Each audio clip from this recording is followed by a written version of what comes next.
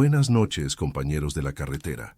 Bienvenidos a este maratón de terror, un recorrido de 1 hora por las autopistas más oscuras de México, donde la línea entre lo real y lo imposible se difumina con cada kilómetro recorrido. Esta noche vamos a compartir 10 relatos basados en experiencias reales de traileros mexicanos, hombres y mujeres que se ganan la vida cruzando el país de madrugada, cuando las carreteras se vacían y lo inexplicable encuentra su espacio para manifestarse. Imagina esto, son las 3 de la mañana. Vas sobre la Federal con tu Kenworth rugiendo bajo tus manos. La neblina se pega al parabrisas como si tuviera vida propia y de pronto ves algo que no debería estar ahí. Un parador donde solo hay desierto. Una silueta en el retrovisor cuando sabes perfectamente que no hay nadie más en la carretera. Un pasajero que sabe cosas que solo tú deberías saber. Estas son las historias que los traileros se cuentan en las fondas, en los patios de maniobras. Por el radio se ve cuando la noche se pone muy larga y el café ya no hace efecto.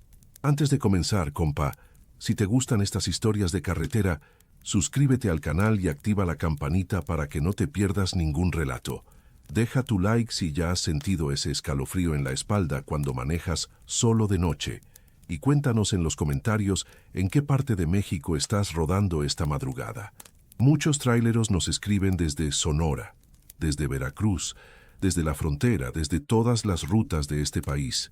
Esta comunidad se ha convertido en un punto de encuentro para quienes saben que en las autopistas mexicanas pasan cosas que no tienen explicación. Ahora sí, apaga las luces, ponte cómodo y prepárate. Vamos con el primer relato. Relato 1. El hombre estaba parado justo donde terminaban las marcas de derrape, como si hubiera estado esperándome toda su vida, en ese preciso punto del kilómetro 247. Mi nombre es Ricardo Morales, tengo 42 años y llevo 23 manejando tráiler por todo el país. Manejo una Kenworth T680 del 2019, equipada con tacógrafo digital, sistema de monitoreo satelital, cámaras en cabina y remolque, y todo el equipo que una empresa grande te exige para rodar seguro. Mi ruta habitual es Monterrey-Nuevo Laredo, aunque a veces me mandan a Saltillo o San Luis Potosí, dependiendo de la carga. He visto de todo en la carretera: accidentes brutales, asaltos, bloqueos, tormentas de arena que te dejan ciego y esa soledad de las 4 de la mañana que te hace platicar solo o con Dios, dependiendo de qué tan cansado vayas. Lo que voy a contar pasó hace 8 meses, un martes de febrero. Salí de Monterrey a las 10 de la noche con destino a Laredo, llevando autopartes con un peso total de 18 toneladas. Todo bien documentado, todo en regla. La noche estaba tranquila, temperatura agradable para ser invierno en el norte, sin viento fuerte. Pasé sin problema la caseta de Ciénega de Flores, cargué diésel en la gasolinera del kilómetro 30 y seguí mi camino por la Federal 85D rumbo a la frontera. Eran las 2:15 de la mañana cuando llegué al tramo entre Sabinas Hidalgo y Vallecillo. Ese pedazo de carretera es bastante solitario a esas horas, pocas luces, nada más cerros oscuros a los lados y el zumbido constante del motor. El tacógrafo marcaba velocidad estable, 85 kilómetros por hora, todo normal, la calefacción prendida apenas, el radio sintonizado en una estación de noticias de Monterrey, que ya empezaba a agarrar estática por la distancia. Llevaba 6 horas de manejo limpio, sin contratiempos, calculando que llegaría a Laredo cerca de las 4:30 para cruzar el puente al amanecer. Fue en el kilómetro 247, justo después de una curva amplia hacia la derecha, cuando vi la figura. Al principio pensé que era un coyote o un perro atravesándose, pero cuando mis luces altas lo iluminaron completamente, me di cuenta de que era un hombre. Estaba parado al lado derecho de la carretera, sobre el acotamiento, con el brazo levantado pidiendo ride. Vestía pants oscuro, chamarra de mezclilla y una gorra de los Rayados de Monterrey. No traía mochila ni bolsa, solo estaba ahí parado, completamente inmóvil con la mano extendida. Mi primera reacción fue acelerar y seguir de largo.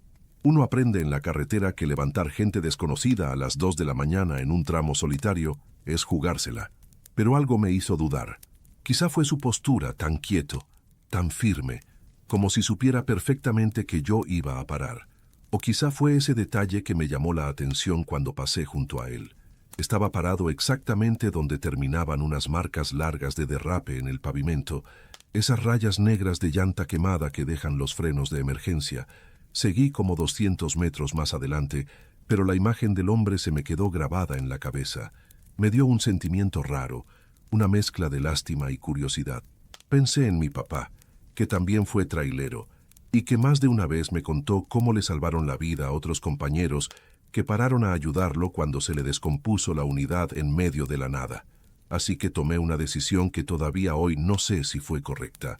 Puse las intermitentes, frené despacio hasta detener las 18 toneladas y esperé por el retrovisor. El hombre caminó hacia el tráiler con paso tranquilo, sin apuro. Cuando llegó a la puerta del copiloto y la abrió, pude verlo bien bajo la luz interior de la cabina. Tendría unos 50 años, rostro curtido por el sol, bigote canoso, ojos oscuros y profundos. Subió con agilidad y cerró la puerta detrás de él. «Buenas noches, compa», me dijo con voz calmada. «Muy amable de tu parte parar. No todos lo hacen». «¿Para dónde vas?», le pregunté mientras soltaba el freno de mano y comenzaba a acelerar de nuevo. «Voy a Laredo». «Igual que tú», respondió. Esa respuesta me tomó por sorpresa. «¿Cómo sabes que voy a Laredo?», le pregunté, sintiendo un primer cosquilleo de incomodidad. Se sonrió apenas. «Es la única ruta lógica a esta hora, viniendo de Monterrey con un tráiler cargado de autopartes. Además, tu tacógrafo marca que saliste de la planta de la avenida Lincoln hace 4 horas y 18 minutos. Me quedé helado. Volteé a verlo y luego miré el tacógrafo. Efectivamente, marcaba exactamente eso. 4 horas y 18 minutos desde el punto de partida. Pero ese dato no se ve desde el asiento del copiloto. El display está orientado hacia el conductor, y aunque te estires, no puedes leer los números con claridad. «¿Cómo sabes eso?», le pregunté, tratando de mantener la voz firme. Se encogió de hombros. «Llevo muchos años en este negocio. Uno aprende a leer las unidades, los movimientos, las rutas. Traes una Kenworth T680, motor Packard MX-13, transmisión automatizada, sistema de frenos inteligente. Tu remolque es un Great Dane del 2018 con sensores de temperatura y GPS de rastreo activo. Peso bruto vehicular, 18.300 kilos, 400 kilos por debajo del máximo legal. Todo en orden». Sentí cómo el aire se me atoraba en la garganta. Toda esa información era correcta. Cada maldito dato. El peso exacto, el modelo del remolque, hasta el año. Pero no había forma de que él pudiera saberlo con solo verme pasar. Pensé en los papeles de embarque que llevaba en la guantera, pero no los había sacado. Pensé en que quizá trabajaba para la empresa o para la SCT, pero su aspecto no cuadraba. «¿Quién eres?», le pregunté directamente, reduciendo un poco la velocidad. «Me llamo Gustavo», respondió mirando hacia el frente, hacia la carretera que se extendía oscura bajo los faros. «Gustavo Elizondo. Manejé esta ruta durante 28 años. Kenworth también, aunque yo traía un modelo más viejo, una T600 del 95. Bonita unidad, noble, nunca me dejó tirado». Hablaba con esa nostalgia que tienen los traileros viejos cuando recuerdan sus años en la carretera. Me relajé un poco. Quizá era simplemente un compañero retirado que sabía leer los detalles técnicos porque había vivido toda su vida en el oficio. «¿Ya no manejas?», le pregunté. «Ya no», dijo en voz baja. «Hace tiempo que no». Seguimos en silencio unos minutos. Yo mantenía la vista en la carretera, tratando de concentrarme en la línea blanca y en los kilómetros que faltaban. Pero había algo en el ambiente de la cabina que me ponía nervioso. Una tensión invisible, como cuando sabes que va a pasar algo malo, pero no sabes qué ni cuándo. Fue entonces cuando Gustavo dijo algo que me erizó cada pelo del cuerpo. «Ten cuidado en el kilómetro 286, compa. Ahí la carretera se hunde un poco hacia la izquierda, y si vas cansado te puedes salir. El acotamiento tiene grava suelta, y si pegas el freno muy fuerte con este peso, te vas a voltear. Lo sé porque así fue como morí». Pisé el freno instintivamente, haciendo que la unidad rechinara y se tambaleara. Volteé a verlo, pero el asiento del copiloto estaba vacío, completamente vacío. La puerta seguía cerrada con seguro, la ventana sin bajar. No había nadie. Sentí un sudor frío recorriéndome la espalda. Detuve el tráiler completamente a un lado de la carretera, puse las luces de emergencia y me bajé revisando cada rincón de la cabina. Nada. Revisé el remolque por si se había metido ahí de alguna forma, aunque sonara absurdo. Nada. Estaba completamente solo. Volví a subir temblando, saqué mi celular y busqué cobertura. Tenía apenas 2 barritas, pero suficiente para hacer una búsqueda rápida. Escribí: accidente tráiler kilómetro 286 Federal 85 Gustavo Elizondo. Lo que apareció en la pantalla me dejó sin aire. Una nota de periódico del 2011, 14 años atrás. El encabezado decía: trailero pierde la vida en volcadura. Kilómetro 286 de la Federal 85D.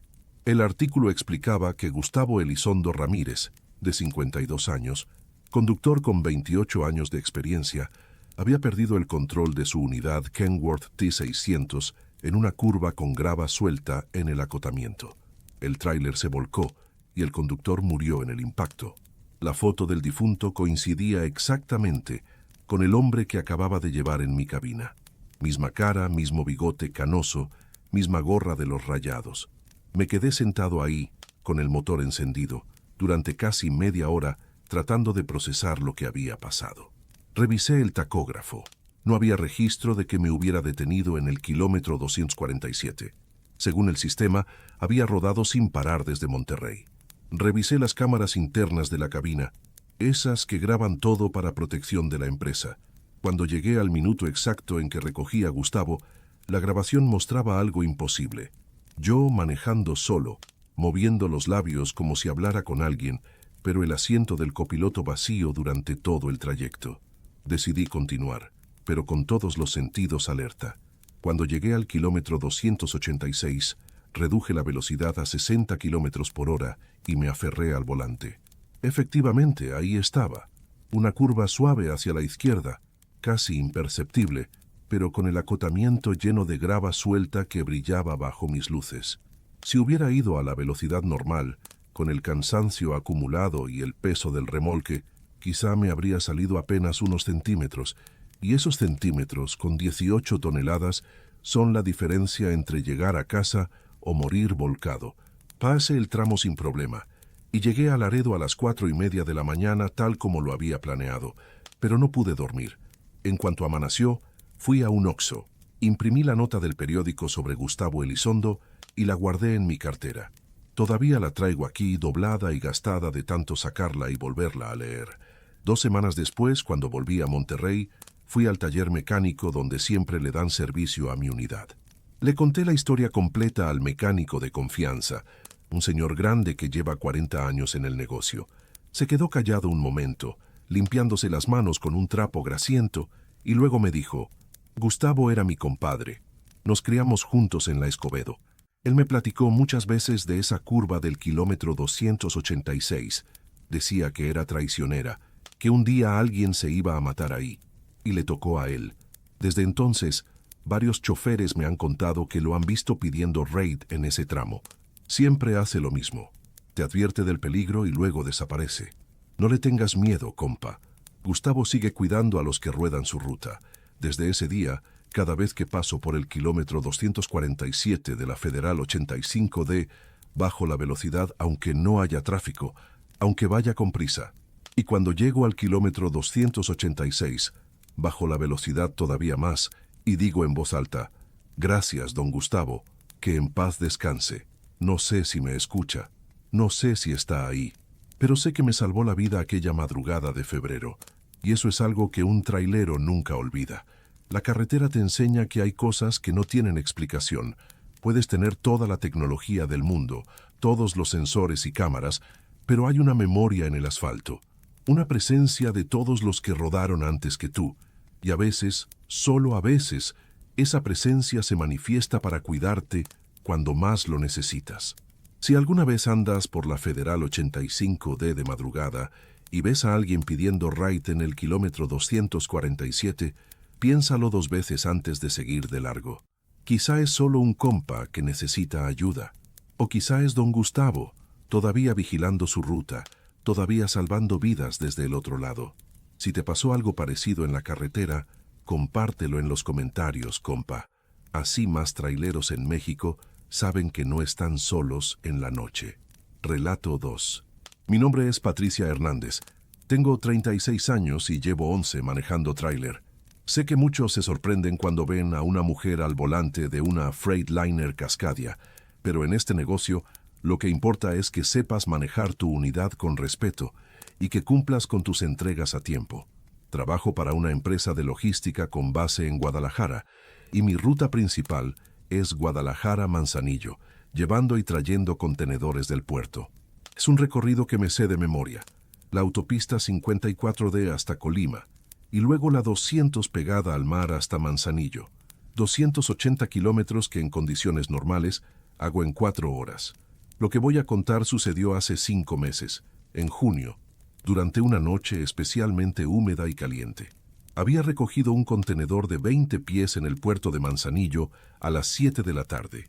El trabajo era sencillo: transportar el contenedor a una bodega en Guadalajara, descargarlo y regresar. La documentación indicaba que transportaba herramientas industriales importadas de China, con un peso declarado de 8.500 kilos. Todo estaba sellado, documentado por la aduana con todos los papeles en regla. Cuando enganché el contenedor a mi unidad en el patio de maniobras del puerto, noté algo raro en la báscula. Marqué 9.200 kilos. 700 kilos más de lo declarado. Le comenté al supervisor de patio, un tipo gordito con chaleco reflejante que siempre está de mal humor. Revisó los papeles, frunció el ceño y volvió a pesar el contenedor en otra báscula. Marcó 9.180. Diferencia de 20 kilos con la primera báscula, dentro del margen de error normal. Son las básculas, Patricia, me dijo. Ya sabes cómo es esto, nunca marcan exacto. Además, quizá el papeleo trae el peso neto y estás midiendo el peso bruto con el contenedor. No te compliques, está dentro de los límites legales. Tenía razón, 9.000 kilos seguía siendo legal. Así que firmé los documentos, cerré bien las puertas traseras del remolque y me puse en marcha. Salí del puerto cerca de las 8 de la noche, cuando el sol ya se había metido y Manzanillo comenzaba a encender sus luces. La temperatura era de 32 grados, humedad altísima, ese calor pegajoso del Pacífico que te hace sudar aunque tengas el aire acondicionado al máximo. Todo iba normal durante la primera hora. Tomé la carretera 200 rumbo a Tecomán, un tramo recto y bien iluminado. Mi Freightliner ronroneaba tranquila, velocidad constante de 90 kilómetros por hora, transmisión automática funcionando perfecta. Llevaba puestos mis audífonos Bluetooth, escuchando un podcast de crímenes reales, tratando de mantenerme despierta y concentrada para el viaje nocturno. Fue poco después de pasar Tecomán, ya en la subida hacia Colima, cuando escuché el primer ruido. Un golpe seco, metálico que venía de atrás. Quité el podcast y bajé el volumen del radio para escuchar mejor. Silencio durante unos 30 segundos. Y luego, otro golpe. ¡Pum! Como si alguien golpeara la pared del contenedor desde dentro con algo pesado. Mi primer pensamiento fue que algo se había soltado con el movimiento. Quizá una caja mal acomodada, una herramienta grande que se deslizó. Pero los contenedores vienen sellados y asegurados desde origen, no debería haber nada suelto. Seguí manejando, pensando que eran los baches de la carretera, haciendo que la carga se reacomodara. Pasaron otros 10 minutos. 3 golpes más. Pum, pum, pum. Rítmicos, espaciados, demasiado regulares para hacer algo rodando por accidente. Sentí un escalofrío a pesar del calor. Me orillé en un mirador que hay antes de llegar a Colima, un lugar donde los traileros paramos a veces para revisar las llantas o descansar un rato. Eran las 9:30 de la noche. Bajé de la cabina con mi lámpara de mano y caminé hasta la parte trasera del remolque. El contenedor seguía perfectamente sellado, con los precintos de aduana intactos, los números de serie coincidiendo con los documentos. Imposible que alguien estuviera adentro. Puse la oreja contra la pared metálica del contenedor y esperé. Silencio absoluto. Nada más el sonido de los carros pasando por la carretera y los grillos cantando en la vegetación alrededor. Volví a subir, un poco más tranquila, pensando que había sido mi imaginación o el cansancio jugándome una mala pasada. Pero apenas arranqué de nuevo. A los 5 minutos los golpes regresaron, esta vez más fuertes. Pum, pum, pum, como si alguien estuviera usando un mazo o algo pesado para golpear el metal. Y luego algo peor, un arrastre, como si algo grande se deslizara de un extremo del contenedor al otro. Agarré mi celular y llamé al supervisor de patio en Manzanillo. Contestó a la tercera. «¿Qué pasó, Patricia?», me dijo con voz de sueño. «Jefe», le expliqué rápido, «hay algo raro con este contenedor. Escucho golpes desde dentro, como si algo se estuviera moviendo». Se rió. «Ay, Patricia, son las cajas moviéndose. Ya sabes cómo vienen empacados esos contenedores. A veces no los aseguran bien en China y con el movimiento se reacomodan. No pasa nada. Sigue tu camino». «Pero es que suena como si alguien estuviera golpeando a propósito», insistí. «¿Está sellado el contenedor?», preguntó con tono más serio. «Sí, totalmente sellado. Precintos intactos. Entonces es imposible que haya alguien adentro. Sigue a Guadalajara, entrégalo, y ya si el cliente tiene algún problema que lo reporte. Tú no puedes abrir un contenedor sellado por aduana, eso lo sabes». Tenía razón. Abrir un contenedor sellado por aduana sin autorización es un delito federal. Así que tragué saliva, le di las gracias y seguí mi camino. Pero los golpes no pararon. Durante toda la subida a Colima, cada 5 o 10 minutos sonaba ese mismo golpe metálico. Pum, pum, pum. Y ese arrastre escalofriante, como si algo pesado se deslizara de un lado a otro del contenedor. Cuando llegué a la caseta de Colima, cerca de las 10:30 de la noche, el muchacho que cobró se acercó a mi ventana y me preguntó: «¿Está todo bien, ceñito?». Me pareció escuchar unos golpes viniendo de su tráiler cuando se detuvo. Sentí una mezcla de alivio y terror. Alguien más lo había escuchado. No estaba loca. Le conté brevemente lo que estaba pasando. Él se asomó hacia el remolque, ladeando la cabeza como tratando de escuchar mejor. «¿Quiere que llame a la Policía Federal?», me preguntó con preocupación genuina. «No», le dije rápido. «Está todo sellado. No puede haber nadie adentro. Además, ya hablé con mi supervisor. Gracias de todas formas». Pagué el peaje y seguí adelante. Ya en la autopista rumbo a Guadalajara, los golpes se intensificaron. Ya no eran cada 10 minutos, eran constantes. Pum, pum, pum, pum, pum, como una percusión desesperada. Y encima de eso, empecé a escuchar algo más. Un gemido, un sonido bajo, gutural, que parecía venir del fondo del contenedor. No era humano, o al menos no sonaba como nada que un humano normal pudiera hacer. Llamé a mi hermano, que es mecánico de tráileres en Guadalajara. Le expliqué todo con la voz quebrándose. Él conoce las carreteras, sabe que a veces pasan cosas raras. «Patty», me dijo con su voz tranquila, «quiero que hagas algo. Detente en una gasolinera bien iluminada, donde haya gente. Y quiero que revises algo en tu panel, el sistema de monitoreo de peso. Tu Freightliner tiene sensores que miden la distribución del peso en tiempo real.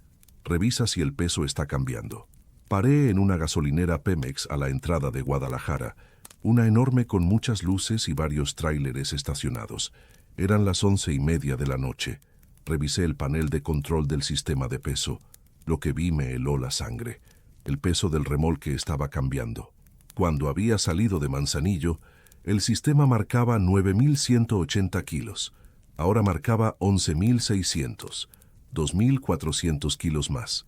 En 3 horas de camino, el contenedor había ganado más de 2 toneladas de peso. Eso era físicamente imposible. Le saqué foto a la pantalla y se la mandé a mi hermano por WhatsApp. Me llamó inmediatamente. «Eso no puede ser, Patty. O tu sensor está fallando o... no sé qué decirte. Tienes que hablar con la empresa». Llamé al gerente de operaciones. Eran casi las 12 de la noche, pero contestó. Le expliqué todo.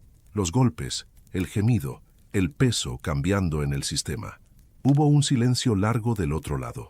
«Patricia», me dijo finalmente, «necesito que vayas directo a la bodega. No te detengas en ningún otro lugar. Yo voy para allá ahorita y vamos a abrir ese contenedor con la Policía Federal presente. Algo no está bien». Llegué a la bodega en las afueras de Guadalajara a las 12:30 de la madrugada. Ya estaban ahí el gerente, 2 agentes de la Policía Federal y un equipo de seguridad de la empresa, todos con chalecos, linternas, nerviosos. Desengancharon el contenedor de mi unidad con un montacargas y lo pusieron en medio del patio, bajo todas las luces.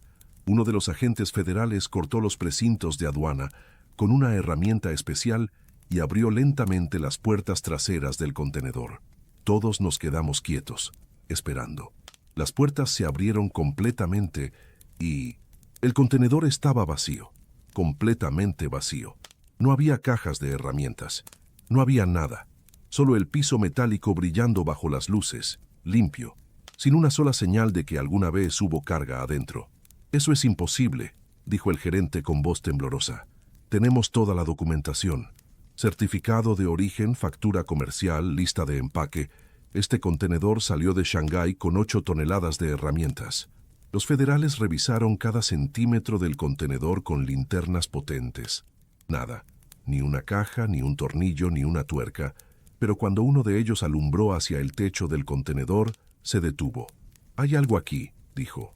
En el techo, grabado en el metal con algo filoso, había un mensaje. Letras irregulares como si las hubieran hecho con una navaja o un desarmador.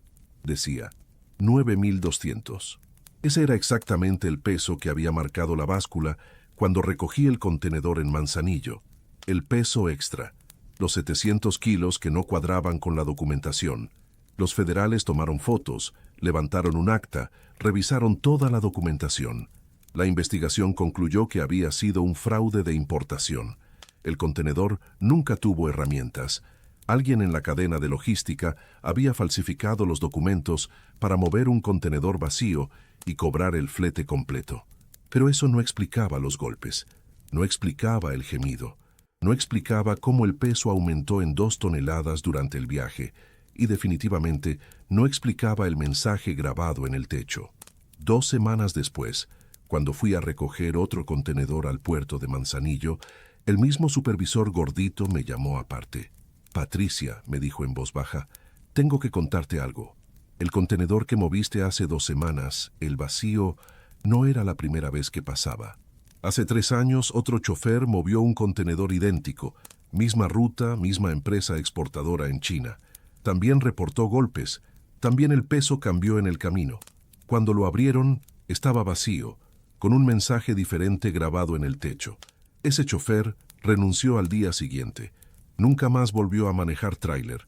Me mostró una foto vieja en su celular. Era un contenedor abierto, idéntico al mío.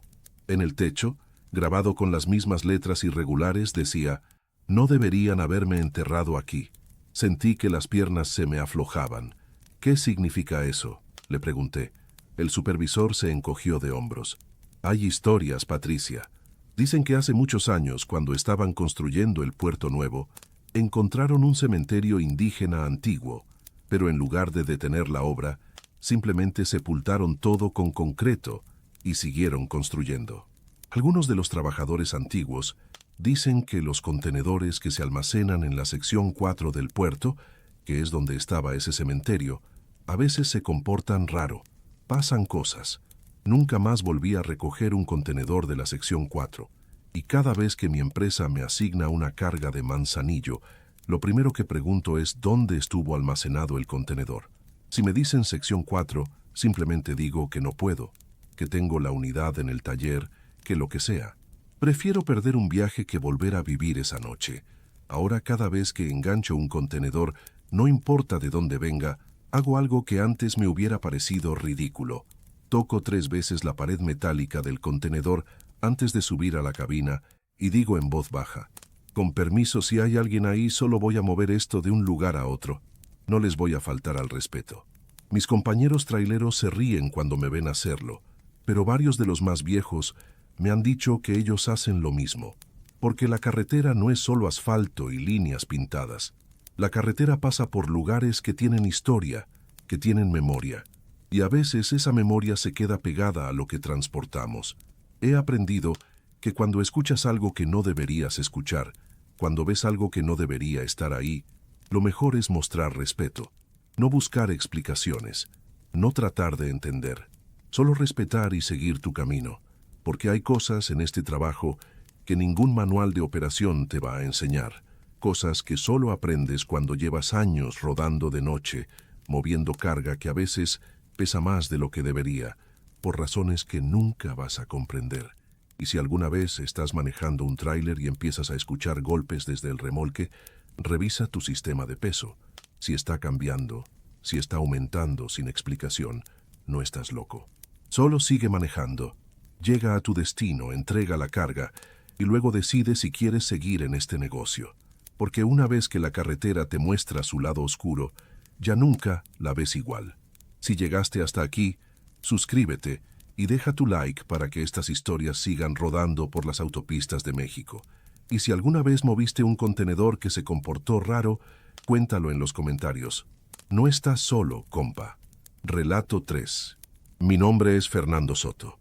Tengo 51 años y llevo 32 manejando tráiler por todo el norte del país. Mi unidad es una International ProStar del 2017, roja con franjas plateadas, equipada con todas las cámaras de seguridad que ahora te exigen las empresas grandes. Una en el tablero apuntando al frente, una en la cabina grabándome a mí y 2 en el remolque cubriendo los costados. También traigo dashcam personal, de esas que se conectan al encendedor y graban en loop cada 4 horas, porque uno nunca sabe cuándo va a necesitar un video para defenderse de un seguro o de una acusación falsa. Manejo principalmente la ruta Monterrey-Chihuahua, a veces extendiendo hasta Ciudad Juárez, llevando todo tipo de carga, alimentos procesados, materiales de construcción, maquinaria. Es una ruta larga, casi 1000 kilómetros de Monterrey a Juárez, que normalmente hago en 2 días con una parada para dormir en Torreón o en Jiménez, dependiendo de los tiempos de entrega. Lo que voy a contar sucedió hace 3 meses, a finales de agosto, en un viaje de Monterrey a Chihuahua. Salí un domingo a las 5 de la tarde con una carga de piezas de aluminio. Peso total 16 toneladas, todo bien amarrado y documentado. El plan era rodar hasta Saltillo, cenar algo y luego seguir directo por la 40 hasta Torreón, donde tenía reservado un cuarto en un hotel para traileros que conozco desde hace años. La tarde estaba perfecta, cielo despejado, temperatura agradable, viento moderado. Pasé Saltillo sin problemas. Paré a cargar diésel en una gasolinera cerca de Paila y seguí hacia el tramo desértico rumbo a Torreón. Este pedazo de carretera es de mis favoritos cuando hay buena visibilidad. Es recto, bien mantenido, con poco tráfico a esas horas. Puedes ver kilómetros adelante sin obstáculos, solo el desierto extendiéndose a ambos lados y las montañas a lo lejos.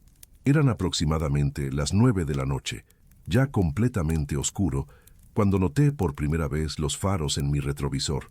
2 luces circulares, amarillentas, del tipo de las lámparas halógenas viejas que ya casi no se usan. Calculé que estaban a unos 200 metros detrás de mí, manteniendo una distancia constante. No me preocupé. Es normal que otro tráiler venga detrás en esta ruta, pero después de 20 minutos, seguían ahí. Misma distancia, misma velocidad.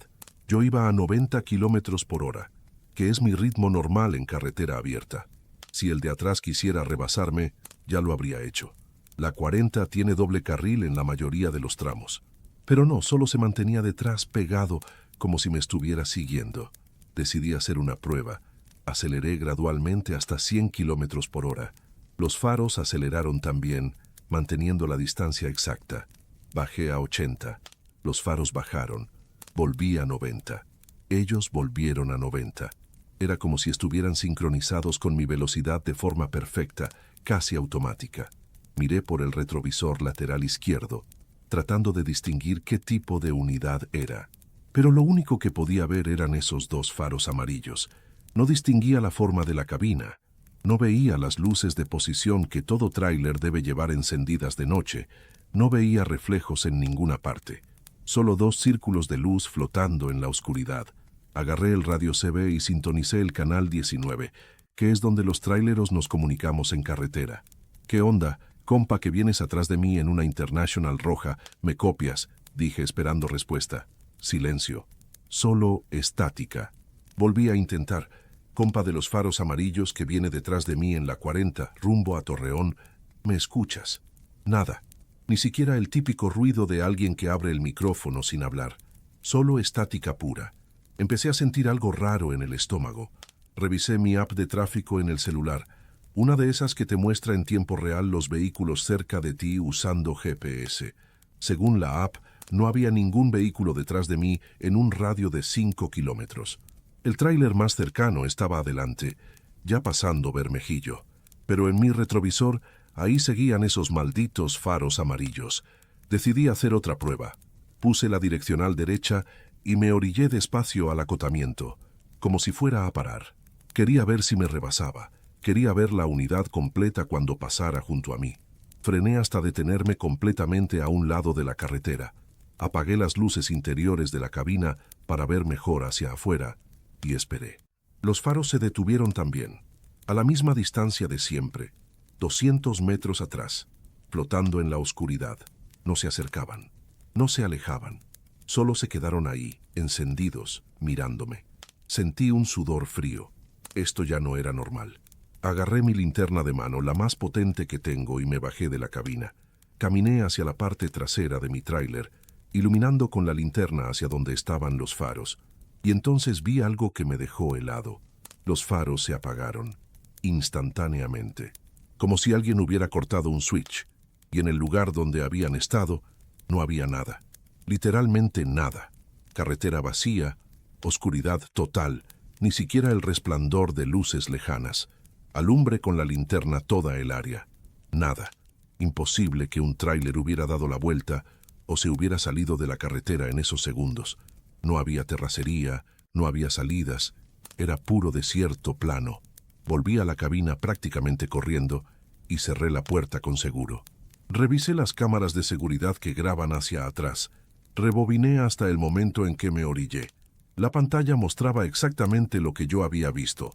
2 faros amarillos manteniéndose a distancia. Y luego, en el momento exacto en que me bajé, los faros desaparecieron de cuadro. No se movieron hacia un lado, no se alejaron, simplemente dejaron de existir. Revisé mi dashcam personal. Lo mismo. Faros. Desaparición. Nada más. Arranqué de nuevo, con las manos temblando en el volante, y seguí hacia Torreón. Cada 30 segundos revisaba el retrovisor. Nada. Carretera vacía. Oscuridad. Pero no podía sacudirme la sensación de que todavía estaba ahí, siguiéndome, solo que ahora invisible.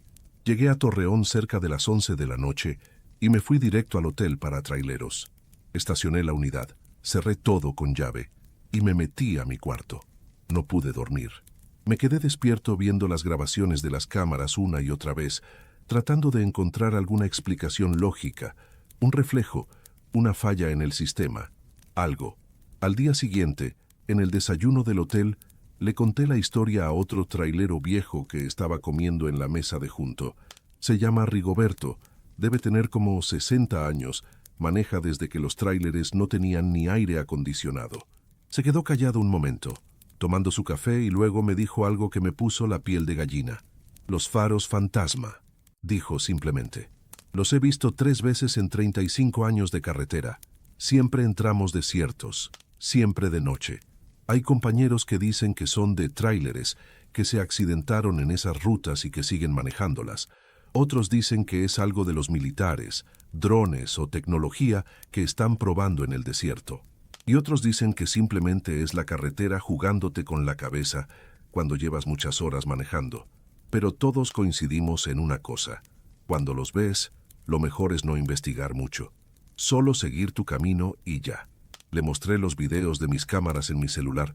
Los vio todos con atención, sin decir nada, solo asintiendo de vez en cuando. Cuando terminó, me devolvió el teléfono. Guarda esos videos, me dijo. No los borres. Y si vuelves a ver esos faros, haz algo. Prende y apaga tus luces altas 3 veces. Es una señal vieja de traileros, de cuando no había radios ni celulares. Significa, lo reconozco, sigue tu camino. A veces funciona. Los faros se van. A veces no funciona y se quedan ahí toda la noche. Pero al menos les haces saber que sabes que están ahí. Eso me sonó a superstición de viejo, pero decidí tomarlo en serio. La carretera te enseña a respetar las supersticiones. El regreso a Monterrey fue 2 días después, de noche de nuevo porque así me lo pidió la empresa. Salí de Chihuahua a las 6 de la tarde con el tráiler vacío, solo llevando el peso de la unidad. Pasé Jiménez sin problema, y luego entré al mismo tramo desértico de la 40, donde había visto los faros la primera vez. Eran las 11:30 de la noche, despejado, sin tráfico, y entonces, en el retrovisor, aparecieron de nuevo. 2 faros amarillos, a 200 metros exactos detrás de mí, manteniendo distancia perfecta.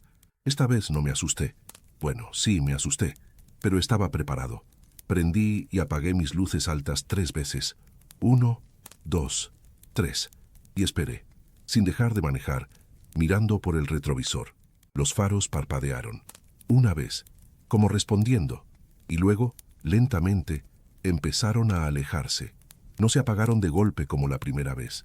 Se fueron haciendo más pequeños, más distantes, hasta que finalmente desaparecieron en la oscuridad del horizonte detrás de mí. Revisé la app de tráfico. Seguía sin mostrar ningún vehículo cerca, pero esta vez me sentí diferente. No sentí miedo. Sentí algo más parecido a respeto, como cuando te cruzas con otro tráilero en la carretera y se hacen señas con las luces. Un reconocimiento. Un te veo, compa. Cuídate. Cuando llegué a Monterrey a la mañana siguiente, descargué todos los videos de esa noche y los guardé en una USB que ahora traigo siempre en la guantera. Se los he mostrado a mecánicos, a otros traileros, incluso a un primo mío que es ingeniero en sistemas y que me juró que no hay forma de que sea una falla de las cámaras porque todas grabaron lo mismo al mismo tiempo. Nadie tiene una explicación, pero varios tráileros viejos me han contado historias similares. Faros que aparecen y desaparecen, vehículos que solo existen en los retrovisores, señales de otros conductores que no están realmente ahí, y todos coinciden en lo mismo. La carretera tiene memoria. Los que murieron manejando, los que desaparecieron en accidentes, los que simplemente se perdieron en el desierto y nunca los encontraron. Todos siguen ahí de alguna forma, rodando sus rutas eternas. Ahora, cada vez que manejo de noche por tramos solitarios, llevo mi secuencia lista. Si veo faros que no deberían estar ahí, prendo y apago mis luces altas 3 veces. Es mi forma de decir, te veo, te respeto, sigue tu camino. Y hasta ahora siempre ha funcionado. Los faros responden y se van, porque al final del día, todos somos compañeros de carretera, los vivos y los que ya no lo están. Y en las autopistas mexicanas a las 3 de la mañana, cuando estás completamente solo en medio del desierto, aprendes que la línea entre unos y otros es mucho más delgada de lo que cualquiera se imagina. Si manejas tráiler y te pasa algo así, no entres en pánico. Solo muestra respeto. Prende y apaga tus luces 3 veces. Y sigue tu camino. La mayoría de las veces, eso es suficiente. Cuéntanos en los comentarios en qué ruta manejas tú y si ya viviste algo que no te supiste explicar. Las carreteras de México están llenas de historias, y cada trailero tiene la suya. Relato 4. El teléfono público estaba exactamente donde terminaba el pavimento y comenzaba la terracería, como marcando una frontera entre 2 mundos. Mi nombre es Armando Jiménez. Tengo 47 años y llevo 26 manejando tráiler. Soy de Torreón, Coahuila, y durante la mayor parte de mi carrera he manejado rutas del norte: Torreón-Monterrey, Torreón-Chihuahua, Torreón-Durango. Manejo una Kenworth T800 del 2015, una unidad sólida y confiable que me ha sacado de más problemas de los que puedo contar. Trabajo independiente, con mi propia unidad, y consigo cargas por medio de apps y brokers. No tengo el respaldo de una empresa grande, pero tengo mi libertad, y para mí eso vale más. Lo que voy a contar pasó hace 1 año exacto, en noviembre del año pasado. Había aceptado un trabajo raro, de esos que normalmente no tomo, pero que pagaban muy bien. Llevar maquinaria pesada de Torreón hasta un campo minero en medio del desierto de Chihuahua, cerca del límite con Durango. El lugar estaba en medio de la nada, sin dirección real, solo coordenadas GPS y un croquis dibujado a mano que me mandaron por WhatsApp. El pago era del doble de lo normal porque el camino era difícil. Primero autopista hasta Jiménez, luego carretera federal hasta un pueblito llamado La Flor, y de ahí otros 80 kilómetros por terracería en condiciones variables. Me advirtieron que no todos los tráileres podían hacer ese recorrido, pero mi Kenworth tiene doble tracción y suspensión reforzada, así que acepté el trabajo. Salí de Torreón un miércoles a las 6 de la mañana. La primera parte del viaje fue normal. Autopista en buen estado, clima perfecto, sin contratiempos. Llegué a La Flor cerca de las 11. Cargué diésel, compré comida en una tiendita y pregunté a los locales por el camino a la mina. Un señor viejo con sombrero vaquero me miró raro cuando le enseñé las coordenadas. Esa mina lleva cerrada como 5 años, me dijo. No sé quién le dijo que fuera para allá. Le expliqué que llevaba maquinaria nueva, que seguramente estaban reabriendo operaciones. Se encogió de hombros. Pues tenga cuidado con el camino. Después del kilómetro 40 se pone feo. Y si ve un teléfono público viejo en el camino, ni se le ocurra usarlo. Eso último me pareció extraño, pero no le di importancia. Agradecí y me puse en marcha por la terracería. Los primeros kilómetros fueron manejables. Camino ancho, firme, algunas piedras, pero nada que mi unidad no pudiera manejar. Pero después del kilómetro 40, tal como me advirtió el señor, el camino empeoró. Se hizo más angosto, con más baches, subidas empinadas y bajadas peligrosas. Tuve que bajar la velocidad a 30 kilómetros por hora, a veces menos. Eran las 2:30 de la tarde cuando vi el teléfono público. Estaba al lado derecho del camino, justo donde la terracería hacía una curva cerrada y comenzaba a subir una cuesta pronunciada. Era un teléfono público antiguo de esos azules de Telmex, con su caseta metálica medio oxidada y el auricular colgando del cable. Se veía completamente fuera de lugar en medio del desierto, sin postes de luz cerca, sin cables visibles conectándolo a nada, solo ahí parado en medio de la nada. Me pareció tan absurdo que me reí. ¿Quién iba a poner un teléfono público en medio del desierto? Y más importante, ¿cómo seguía de pie después de años de viento y sol? Seguí de largo, concentrándome en la cuesta que venía. Pero 20 minutos después, mi camión empezó a hacer un ruido raro, un chirrido metálico viniendo del eje trasero. Me orillé inmediatamente, preocupado. Revisé y descubrí que uno de los rodamientos se estaba sobrecalentando. No era crítico todavía, pero si seguía forzando la unidad en esas subidas, podía fundirse completamente y dejarme tirado en medio de la nada. Intenté llamar al broker que me había dado el trabajo, sin señal. Intenté llamar a mi mecánico en Torreón, sin señal. Revisé el celular, 0 barras, ni siquiera roaming. Estaba completamente incomunicado. Recordé el teléfono público. Al principio pensé que era ridículo. Ese teléfono no podía funcionar, pero después de 20 minutos sentado en la cabina sin saber qué hacer, decidí regresar y revisarlo. Hice una maniobra complicada de reversa en ese camino angosto, metro por metro, hasta llegar de nuevo al punto donde estaba el teléfono. Me bajé y me acerqué. La caseta estaba oxidada, con la pintura azul descascarada, pero la estructura seguía sólida. El auricular colgaba de su cable metálico, sorprendentemente limpio comparado con el resto. No había ningún papel con instrucciones, ningún número de emergencia pegado, nada, solo el aparato. Levanté el auricular, medio esperando que estuviera muerto, pero escuché el tono de llamada. Un tono limpio, fuerte, como si el teléfono tuviera línea activa. Me quedé ahí parado unos segundos, con el auricular en la oreja, sin poder creerlo. Marqué el número de mi hermano Julián, que vive en Torreón. Sabía su número de memoria porque es el mismo desde hace años. El teléfono empezó a timbrar, 1, 2, 3 tonos, y luego contestó. Bueno, era la voz de Julián, inconfundible. Sentí un alivio enorme. Julián, soy Armando, le dije rápido.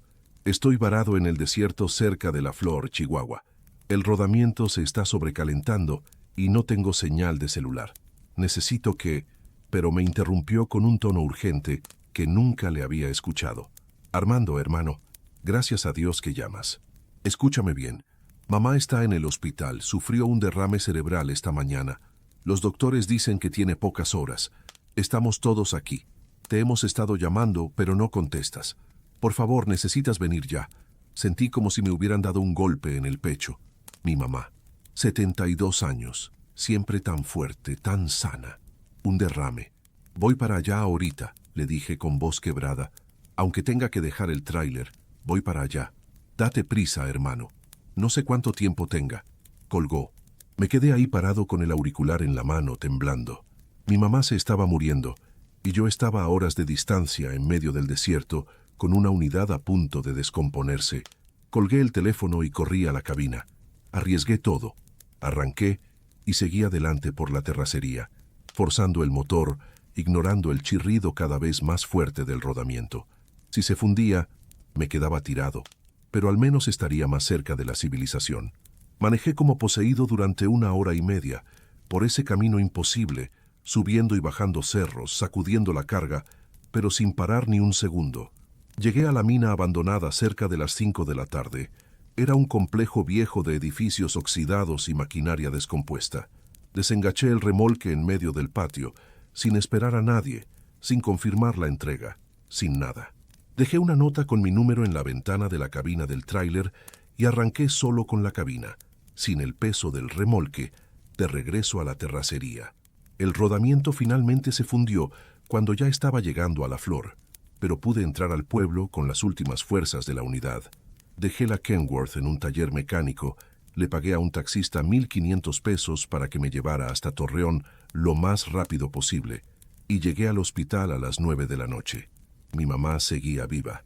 Estaba en terapia intensiva, conectada a máquinas, con toda mi familia alrededor. Me recibieron llorando, abrazándome. Julián me dijo: «Pensamos que no ibas a llegar a tiempo, hermano. Gracias a Dios que contestaste el teléfono». Me quedé con ella toda la noche, agarrándole la mano, hablándole, aunque los doctores decían que no podía escucharme. Y a las 6 de la mañana del día siguiente, mi mamá abrió los ojos. Los doctores no lo podían creer. Dijeron que era un milagro, que los derrames de ese tipo casi siempre son fatales, pero que ella había respondido a los medicamentos mejor de lo esperado. Se recuperó. Lentamente, con terapia, pero se recuperó. Hoy camina con andadera y todavía tiene problemas para hablar, pero está viva. Y yo llegué a tiempo para estar con ella cuando más me necesitaba, gracias a ese teléfono público en medio del desierto. 3 semanas después, cuando mi Kenworth ya estaba reparada y recogí mi remolque de la mina, regresé por el mismo camino de terracería. Busqué el teléfono público. Sabía exactamente dónde estaba.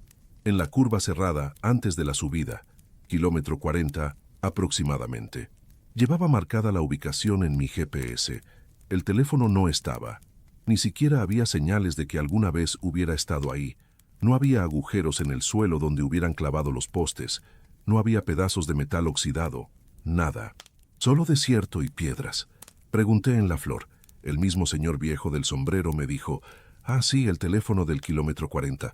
Lo quitaron hace como 15 años cuando Telmex dejó de dar servicio por acá, pero la gente sigue viéndolo.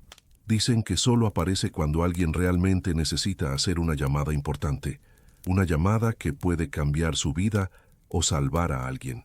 Yo nunca lo he visto, pero conozco al menos a 5 personas que sí». Le conté mi historia completa. Me escuchó en silencio, asintiendo. «¿Su mamá sigue viva?», me preguntó al final. «Sí», le dije, «gracias a esa llamada». Entonces el teléfono cumplió su propósito. No se lo cuestione mucho, joven.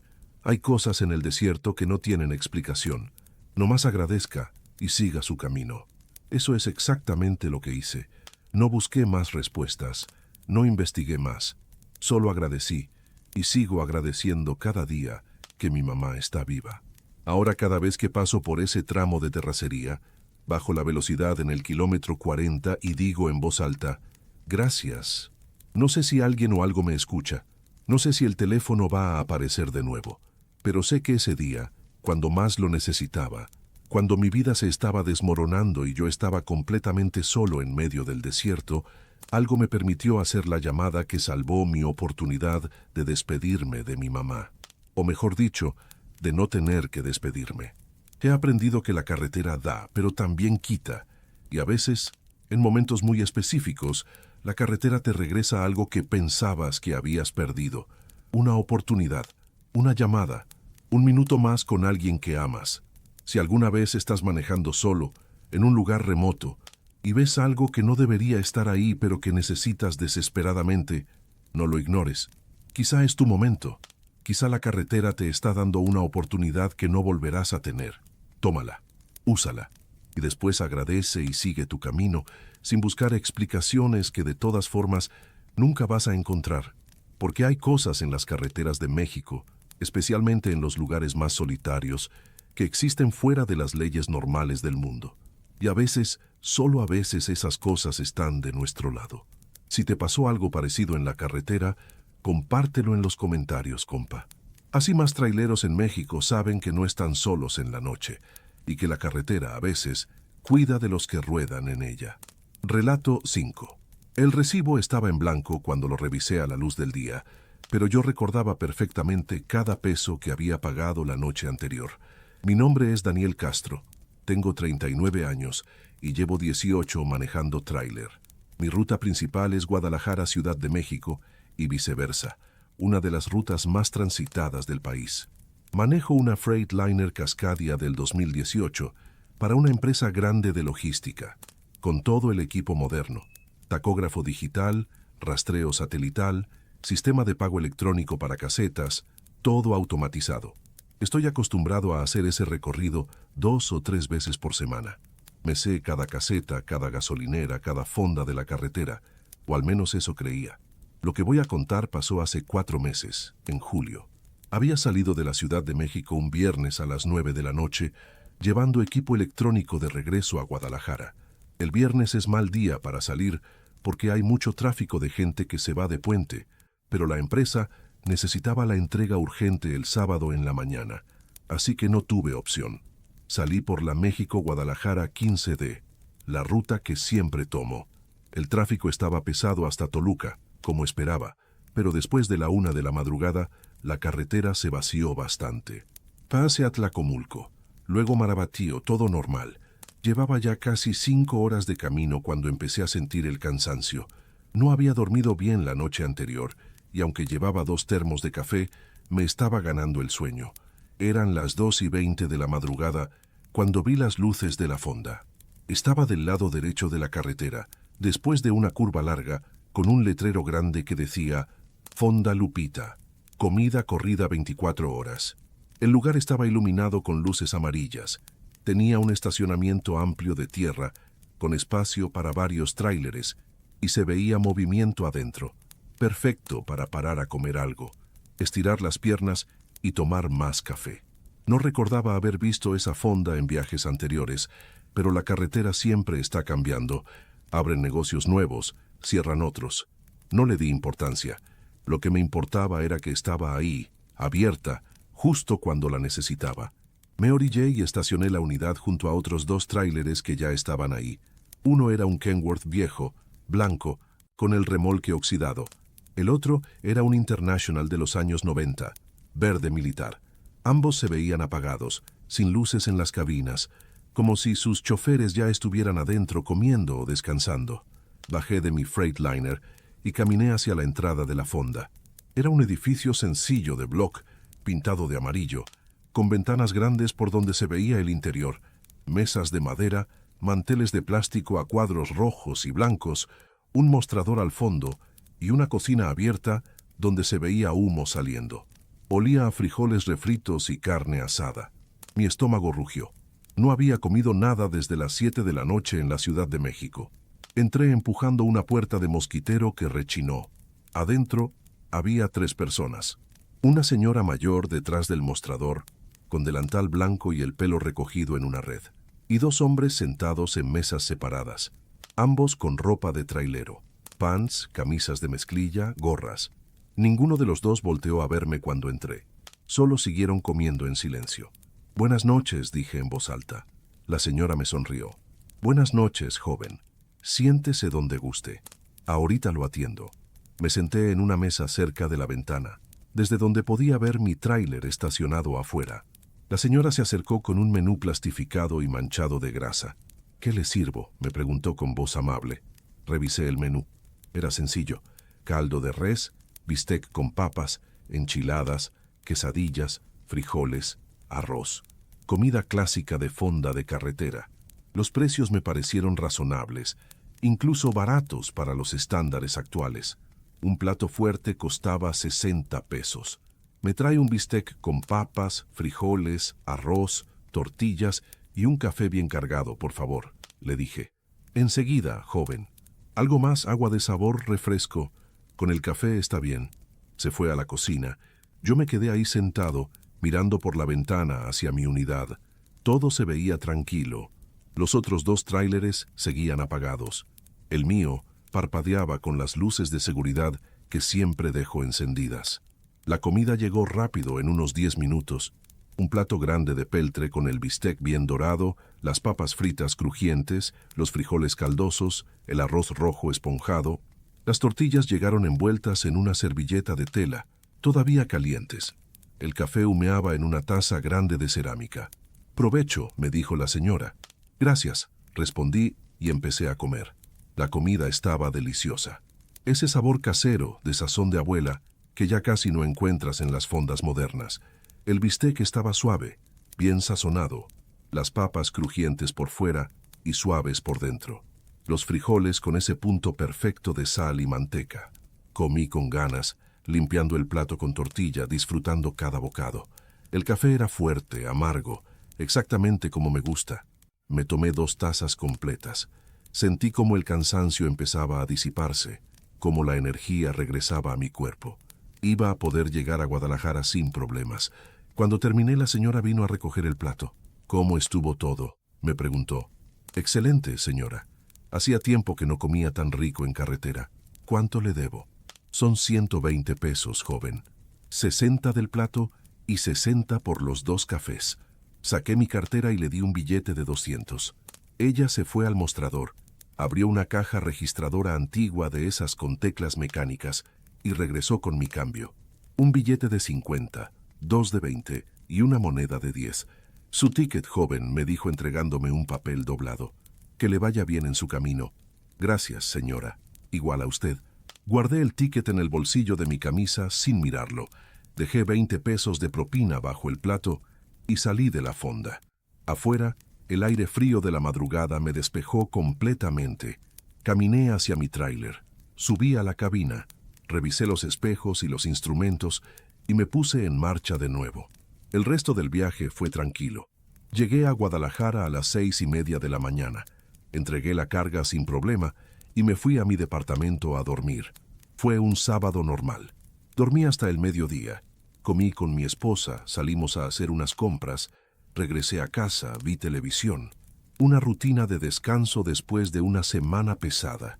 El domingo en la mañana, mientras lavaba mi ropa, revisé los bolsillos de la camisa que había usado el viernes. Encontré el ticket de la fonda Lupita y lo saqué para tirarlo. Pero cuando lo desdoblé, me quedé helado. El ticket estaba completamente en blanco. Era un pedazo de papel térmico, de esos que usan las cajas registradoras modernas, pero no tenía ni una sola letra impresa, ni el nombre de la fonda, ni los precios, ni la fecha, ni el total, nada. Solo papel blanco. Pensé que quizá la impresora había fallado, que el papel había salido en blanco por error, y la señora no se dio cuenta.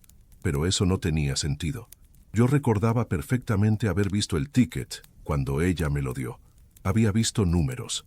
Había visto el nombre de la fonda. O al menos eso creía. Busqué en mi cartera el cambio que me había dado. Los billetes estaban ahí. 1 de 50, 2 de 20.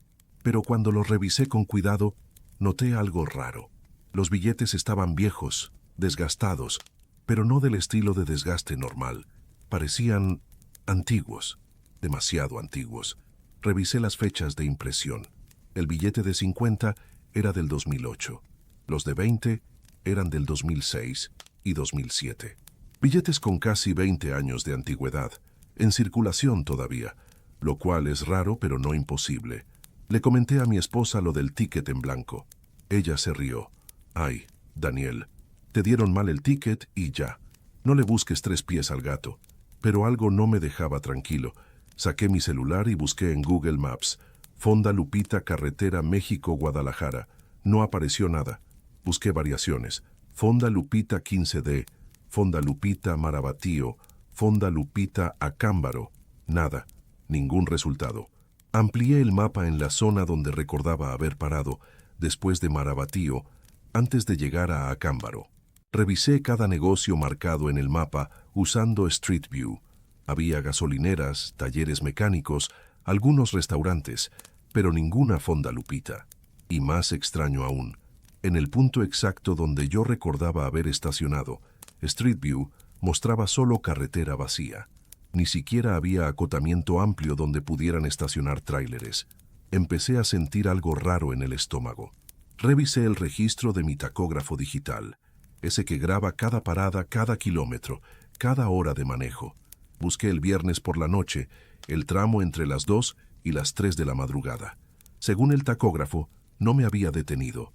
El registro mostraba una línea continua de movimiento desde la Ciudad de México hasta Guadalajara, con solo 2 paradas cortas de menos de 5 minutos para orinarme en la carretera, pero ninguna parada larga. Ningún registro de los 40 minutos que pasé en la Fonda Lupita. Eso era imposible. El tacógrafo registra todo automáticamente. No puede fallar así. No puede borrar una parada de 40 minutos. El lunes regresé a trabajar. Le conté la historia a mi supervisor, un tipo serio que lleva 30 años en la empresa. Me escuchó sin interrumpir y cuando terminé, se quedó callado un momento.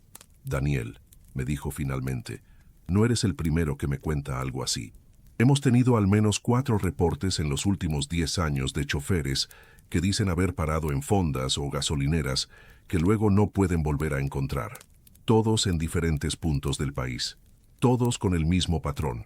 Paran porque están cansados, comen o cargan gasolina, pagan, reciben cambio, y luego cuando revisan, no hay registro en el tacógrafo. No encuentran el lugar en el mapa, y los tickets están en blanco o desaparecen. Pero eso no tiene sentido, le dije. Yo comí ahí. La comida era real. El café era real. El cambio es real, aquí lo tengo. Mi supervisor se encogió de hombros. No sé qué decirte. La empresa tiene una política. Si no está en el tacógrafo, oficialmente no pasó. Así que en tu reporte, esa parada no existe. Pero extraoficialmente te voy a decir algo que me contó un chofer viejo hace años. Él decía que hay lugares en las carreteras mexicanas que existen entre tiempos. Lugares que están ahí cuando alguien realmente los necesita, cuando está tan cansado que podría dormirse al volante y matarse, o cuando está tan perdido que necesita ayuda. Esos lugares aparecen, te dan lo que necesitas, y luego desaparecen, y no dejan rastro, excepto en tu memoria. Eso suena a superstición, le dije. Quizá, o quizá hay cosas en este país que no entendemos. México es viejo, Daniel, muy viejo, y las carreteras pasan por encima de caminos que tienen cientos, miles de años. ¿Quién sabe qué memorias quedan en esos lugares? ¿Quién sabe qué fuerzas todavía operan ahí? 2 semanas después, tuve que hacer de nuevo la ruta México-Guadalajara. Salí el mismo día, viernes, a la misma hora, 9 de la noche. Cuando llegué al tramo donde recordaba haber visto la Fonda Lupita, bajé la velocidad y presté mucha atención. Nada. No había ninguna fonda. No había luces amarillas. No había estacionamiento de tierra. Solo carretera oscura, cerros a los lados y ocasionalmente luces distantes de ranchos o pueblos. Pero no me dio sueño. Aunque había dormido mal la noche anterior, aunque llevaba 5 horas manejando, me sentía completamente despierto, alerta, sin cansancio, como si todavía tuviera el efecto de ese café fuerte que tomé en la Fonda Lupita hacía 2 semanas. Llegué a Guadalajara sin necesidad de parar, sin café adicional, sin luchar contra el sueño. Y eso se ha repetido cada vez que hago esa ruta. Desde aquella noche en la Fonda Lupita, no he vuelto a sentir ese cansancio peligroso, ese que te nubla la vista y te hace cabecear. Es como si algo de ese lugar, de ese café, de esa comida, se hubiera quedado en mí, protegiéndome. Todavía conservo el ticket en blanco guardado en mi cartera, doblado con cuidado, y los billetes viejos los puse en un sobre con la fecha y una nota explicando dónde los obtuve. No sé por qué los guardo. Quizá como prueba, quizá como recordatorio, porque aprendí algo esa noche. Hay lugares en las carreteras de México que existen solo cuando los necesitas. Lugares que te salvan la vida sin que te des cuenta. Yo estaba tan cansado esa noche que podría haberme dormido al volante en alguna curva. Podría haberme salido de la carretera, volcado, muerto. Pero apareció la Fonda Lupita, justo cuando la necesitaba, con su comida caliente y su café fuerte, y me dio la energía para seguir. Y luego desapareció, como si nunca hubiera existido. Pero existió. Yo comí ahí. Yo hablé con la señora. Yo vi a los otros dos traileros. Todo fue real en ese momento, tan real como cualquier otra cosa en mi vida. Ahora, cada vez que paso por ese tramo de carretera bajo la velocidad y digo en voz alta, «Gracias, doña Lupita», donde quiera que esté su fonda. Y sigo mi camino, con la certeza de que si alguna vez vuelvo a necesitarla, si alguna vez estoy tan cansado que mi vida corre peligro, las luces amarillas van a aparecer de nuevo en esa curva, y la puerta va a rechinar, y va a oler a frijoles refritos y carne asada. Porque hay cosas en este país que cuidan de los que trabajan en la carretera. Fuerzas, lugares, personas, no sé qué son, pero están ahí, esperando el momento en que realmente las necesites. Y cuando aparecen, no las cuestiones. No las analices. Solo acepta lo que te ofrecen, agradece y sigue tu camino. Y si alguna vez estás manejando de noche, muerto de cansancio, luchando por mantener los ojos abiertos, y de pronto ves luces de una fonda que no recordabas haber visto antes, no dudes. Para ahí, come, toma café, descansa, aunque al día siguiente no la encuentres en ningún mapa, aunque tu tacógrafo no tenga registro de la parada, aunque el ticket esté en blanco, porque esa fonda estaba ahí para ti, en ese momento. Y quizá te salvó la vida sin que te dieras cuenta. Si llegaste hasta aquí, suscríbete y deja tu like para que estas historias sigan rodando por las autopistas de México. Cuéntanos en los comentarios si alguna vez paraste en un lugar que luego no pudiste volver a encontrar.